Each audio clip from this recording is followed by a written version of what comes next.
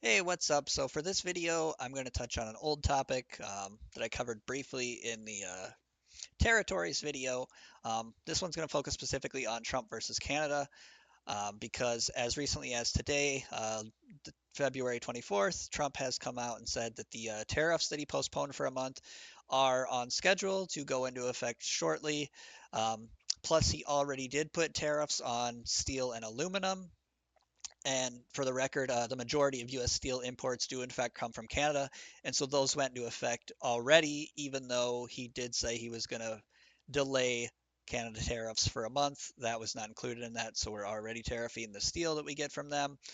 Um, and then I want to address a point where he says things like the U.S. subsidizes Canada and we're getting a bad deal. Okay, he's used numbers up to like 200 billion. But the reality is, we don't subsidize Canada. We have about a $50 billion trade deficit with Canada.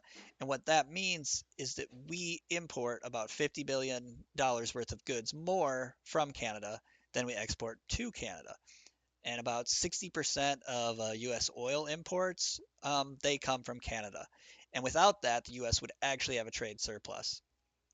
So first, I'm going to bring up a graphic here, just showcasing why it makes sense the way that everything works as it does with Canada. Okay, so here is Canada on the left. The population of Canada is 40.1 million. The landmass of Canada is 3.855 million square miles. Okay, and the USA, the population is 340.1 million, with a landmass just a bit smaller at 3.794 million square miles, right? So for every one person in Canada, that's about 8.5 people in the US. Now, if you think, let's just think about this logically. Would a country with 8.5 times as many people with the exact same landmass, would it make more sense for them to get more goods from the country with similar landmass, but only one person for every 8.5 people? That's actually quite logical. The US, it would make sense that we do more importing as the more populated nation than we do exporting to the less populated nation. Um, so there's nothing really wrong with having a trade deficit. Um, there are certain countries we have trade surpluses with. There are other countries that yes we have trade deficits with, and countries across the world the same thing. They have places where they have a trade deficit and places where they have a trade surplus. Yet you don't hear them complaining about subsidizing other countries. But for some reason, it's something that Trump just really likes bringing up, talking about it, wanting to make Canada the 51st state. He doesn't really respect Trudeau or the leadership there. But the reality is, Canada has been our ally for a long time. They've been good to us. Um, a lot of our economy works out well because of our partnership with Canada. Um, so it's kind of a very strange deal. And when dealing with strange, crazy things, oftentimes I like to go to some comedy to kind of lighten it, while also still describing what's going on.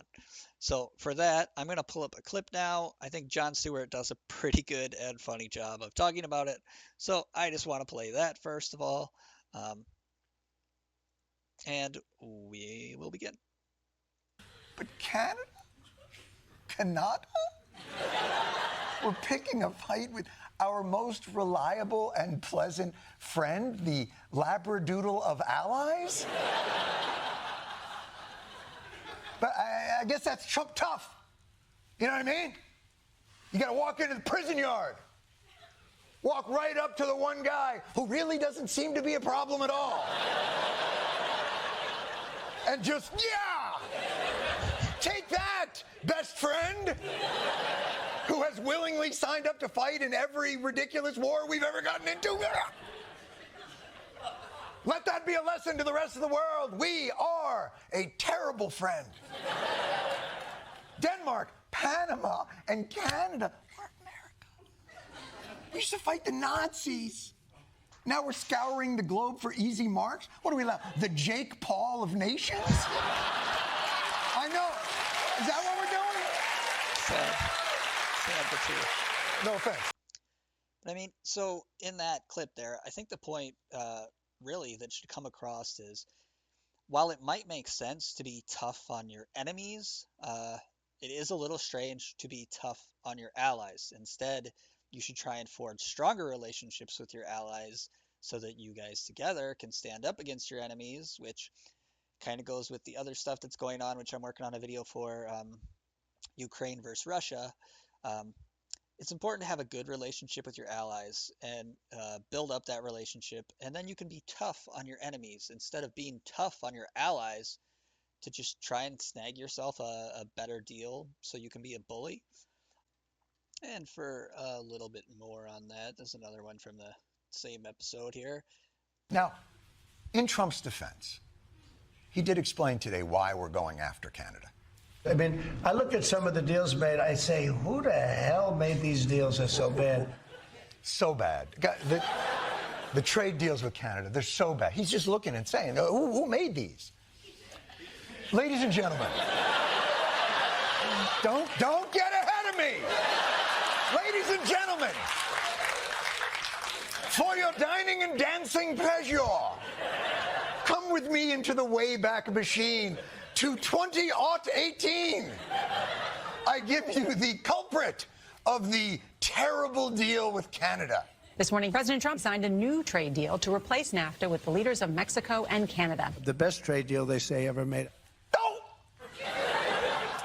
A deal done by Trump's greatest nemesis, Trump. Yeah, so there you have it. Complaining about the raw deal we have and how hard we're getting screwed is his deal. Of course it is.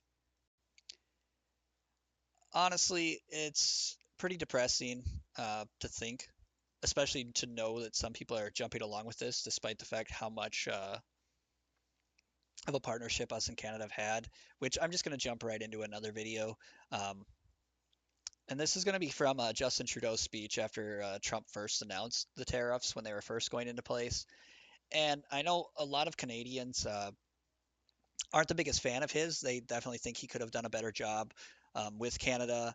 But everyone I know of them who listened to this speech, and then if you look at their reactions to not wanting to buy American after Trump imposed his tariffs or talked about this plan, or the number that are not wanting to vacation in America because of it, everyone I've heard from Canada or read their comments of, they all thought this speech was pretty powerful. And so I'm going to play that next, or at least part of it.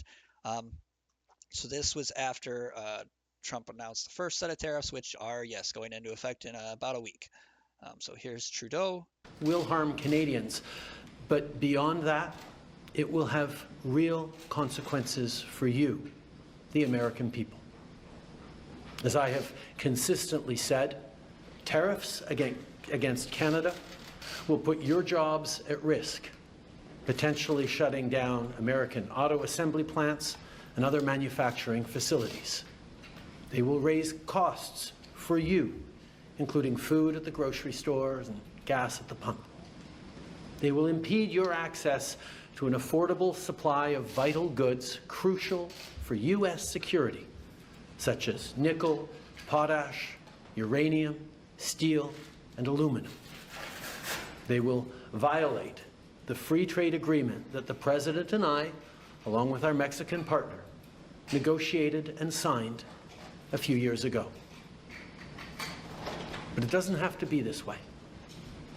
As President John F. Kennedy said many years ago, geography has made us neighbors, history has made us friends, economics has made us partners, and necessity has made us allies.